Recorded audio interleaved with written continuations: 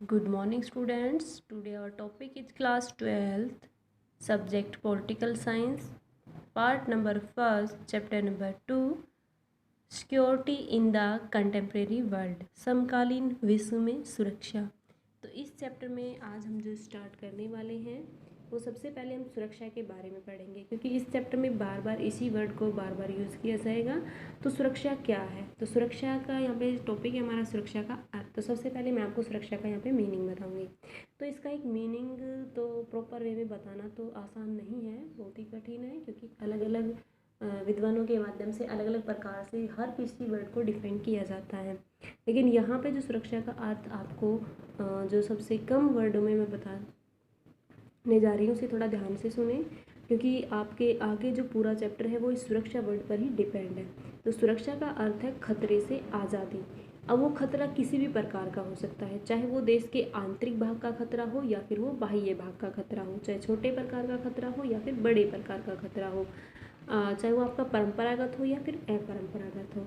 यानी कि पुराने टाइम का कोई चलता दंगा फसाद अब आके नया बन जाए, या फिर आपका अभी वो स्टार्ट हो, वो इस प्रकार का भी वो हो सकता है। तो इन खतरों से बचने के लिए या इन खतरों से बचना ही या इन खतरों से अपनी सुरक्षा करना, अपना बचाव करना या आज़ादी मिलना ही क्या कहलाता है, सुरक्षा कहलाता है। अब सुरक्षा जो है वो दो प्रकार की होती है, एक परंपरागत सुरक्षा होती है, दूसरी अपरंपरागत होती है। तो परंपरागत सुरक्षा भी हमारे दो प्रकार की होती है, जिसमें हमारी बाह्य सुरक्षा होती है, आंतरिक सुरक्षा होती है।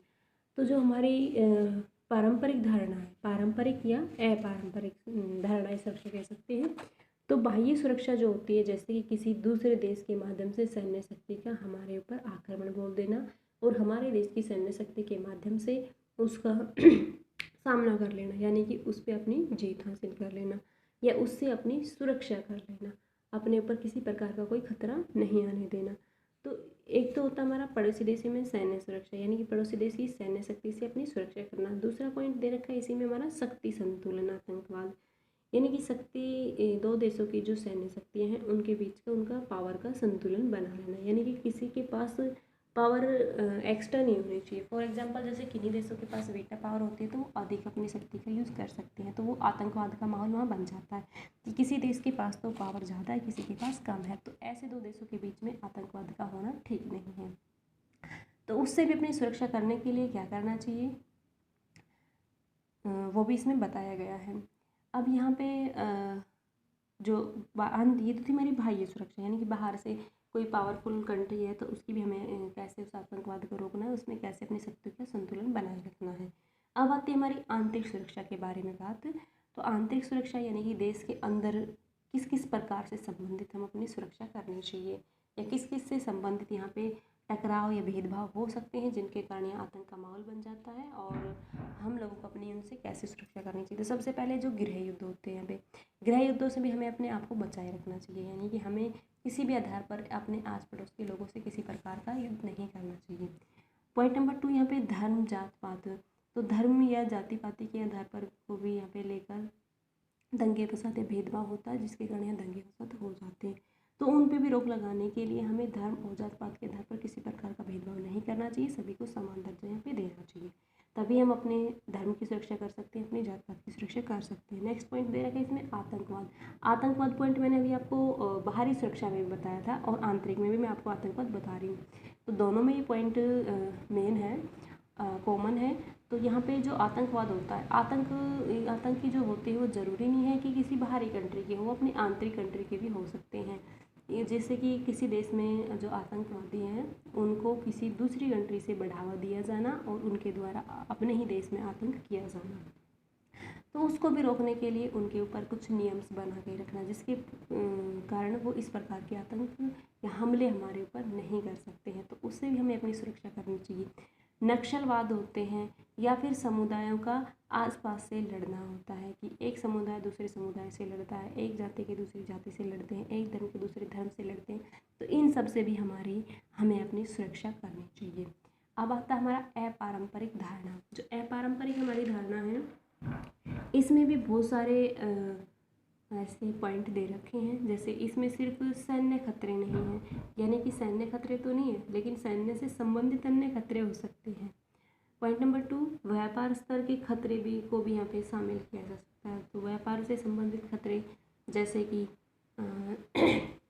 एक्सीडेंट का होना या फिर एक व्यापारी को अधिक लाभ होने के कारण दूसरे व्यापारी को लॉस होना, तो इसके कारण भी आपस में उनका दंगे फसाद हो जाना, तो इन सभी खतरों को यहाँ पे शामिल किया जाता है। तो इनसे खतरों से भी आज़ादी पाना ही क्या कहलाएगा, हमें सुरक्षा कहलाएगा। मानवता की सुरक्षा का विचार करना कि एक व्यक्ति दूसरे से जो भी कुछ बोलता है तो वो अपनी सुरक्षा के लिए ही इस प्रकार से विचार अपने प्रकट करता है, अपनी भावनाओं को प्रकट करता है दूसरों के सामने, तो उनके विचारों को भी समझना चाहिए।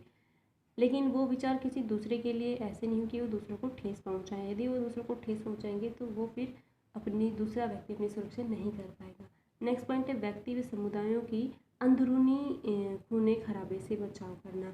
तो यदि एक समुदाय का दूसरे समुदाय के बीच आपसी झगड़ा या तनाव या खिंचाव या भेदभाव जो चल रहा है उस पर अन्य व्यक्तियों को नज़र रखनी चाहिए और आसानी से उनका निपटारा कराना चाहिए।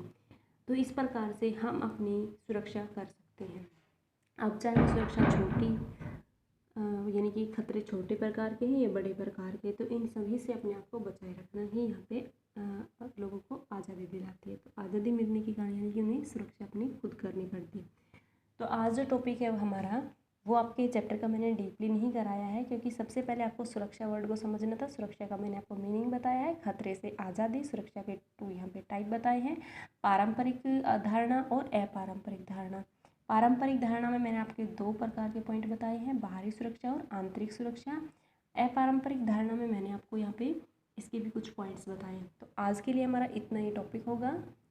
इससे रिलेटेड यानी कि जो क्वेश्चंस बनेंगे वो हम इस वीडियो में तो आपको नहीं बताएंगे, लेकिन आपको एक बार इसके टाइप और इसका मीनिंग समझ लेना है, क्योंकि आगे आने वाला जो चैप्टर में जितने भी टॉपिक हैं वो इस सुरक्षा वर्ड पर ही आधारित है। तो कल से हम इस चैप्टर का मेन स्टार्ट करेंगे और कल से ही आपको क्वेश्चन होमवर्क के लिए बताया जाएगा। तो आज आपको ये जो मैंने जितना करा है इतना कंप्लीट करना होगा। Thank you students.